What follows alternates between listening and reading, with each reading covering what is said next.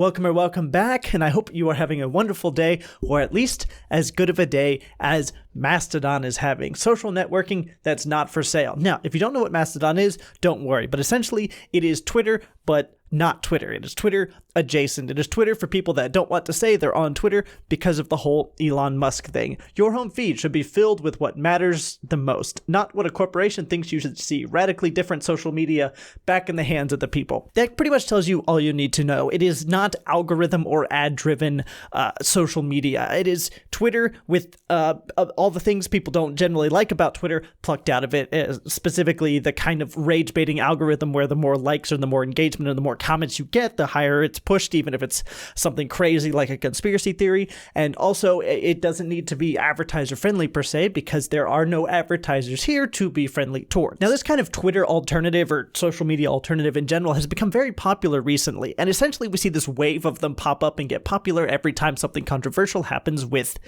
another app. So in this case, as Elon Musk bought Twitter, Mastodon has essentially absolutely blown up. Now, before we jump into the specific numbers of that, it's worth pointing out this is not the first time this happened. Back when Instagram had their first issue with their algorithms and people talking about how unhealthy it was that the algorithms were pushing content that was bad for children, this company popped up, Vero, optimized for connection, not addiction, putting you in total control. Very similarly to Mastodon, this is a non-ad supported, non-algorithm holding Instagram alternative, and it seems to kind of do its job. Like, it looks pretty. They've got the dark themed website, but this is just a kind of a fad thing that happens every time a social media gets some level of controversy around it. Now, ever since Elon Musk announced that he was going to be taking over Twitter, people have been flooding to alternatives, worried about what would happen, and Macedon is one of the big ones. Now, on Mastodon, Esteban Moro, who was is the CEO of it, said Tuesday update on the hashtag Mastodon growth. 135,000 users joined yesterday, and then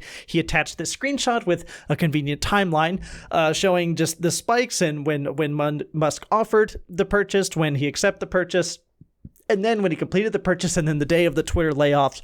Boom, absolute insane growth coming out of nowhere. Now, it is all well and good that the CEO of an app on the app claimed that the app is growing. You can make this graph in about 10 minutes in Excel, and you could fool everybody, but it could be a lie. So I wanted to dig deeper into this and see if this is as true as he was saying. So after some research, I stumbled across this article. Migration to other social media platforms shows no signs of slowing following Elon Musk's chaotic takeover at Twitter, report says. And while this article covers other things as well, essentially what it is, this guy, Tim Chambers, who works at Dewey Digital, and he basically Dewey Square Group, he does analysis and stuff, he wanted to see where people who were leaving Twitter were going. So what he did was he took the Twitter API and he scanned everybody's bios to see where they were linking to, what social media networks they were linking to in their Twitter bios. And he also scanned tweets to see what people were saying were their social media handles on other apps. So you would be leaving Twitter, so you would tweet out, I'm leaving Twitter, go follow me on XYZ. And the results they found were quite surprising. Macedon account names have been added to the Twitter bios of more than 90,000 users and mentioned by nearly 200,000 times in the last 30 days alone. That is insane that Twitter is just one big hub of you're here and then shift you over to here where Mastodon is. And then he conveniently also attached a graph with a timeline, including talking about what was happening during the time. And apparently timelines are all the rage these days. So it's talking about, this is the amount of impressions that tweets mentioning other social medias got during a given time, starting in October 26th and going until November 21st. And as you can see, it's kind of hard because it's a little blurry.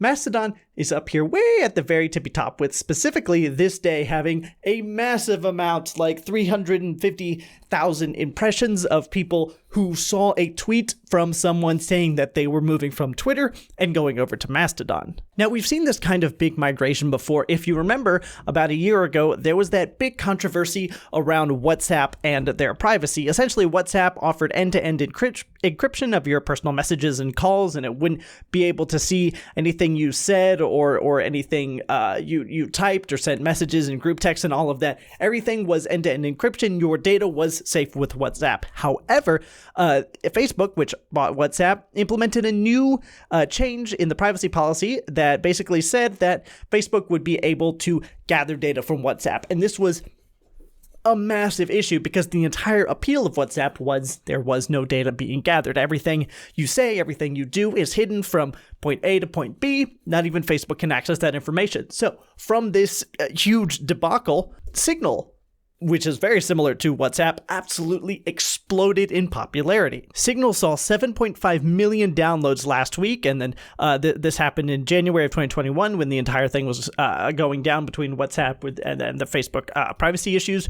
A 4,200% increase on the previous week. Telegram, a similar app, saw 9 million downloads, a 91% increase. India was the biggest source of downloads for both. WhatsApp messed up so colossally in saying that they were now going to gather data so that they could advertise to people, and pushed everyone from WhatsApp over to Signal. And saying everyone is a bit of an exaggeration, but they pushed tens of millions of people over to this new app that nobody was really using. And that's what made Signal relevant as an end-to-end encryption messaging app. Another one you might be aware of, even though maybe it doesn't come to mind immediately, is Truth Social. This is the number of Truth Social downloads only on the App Store. I could not find data for the Google Play Store, but after Trump was banned off of Twitter, there were a lot of migrations over to Truth Social after he set that up, saying that this will be the platform where truth lives and there'll be no censorship and so on and so forth.